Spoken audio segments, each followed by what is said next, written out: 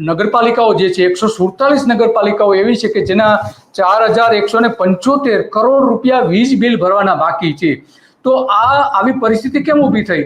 શું કારણ છે? આ વીજ બિલ કેમ નથી ભરી શકતી નગરપાલિકાઓ?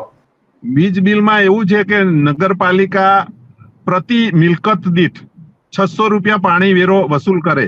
600 રૂપિયા એટલે મહિનાનો આપણે એનો સરવાળો કરીએ તો પ્રતિદિન એના મહિનાના 50 રૂપિયા થાય. વર્ષના 600 રૂપિયા એટલે હવે 50 રૂપિયાની સામે પ્રતિ નગરપાલિકાના 18 થી 20 લાખ રૂપિયા મહિનાનું લાઇટ બિલ આવે. એટલે આ નુકસાની થાય. હવે આ નુકસાનીનો જે છે એ સરભર કેવી રીતે કરવી?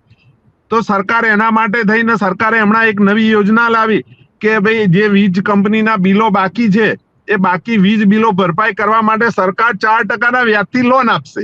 એટલે દેવું ઘટશે તો નહીં, પણ દેવું વધારવાનું 4% ઉપરથી વ્યાજ લઈને લોન આપશે.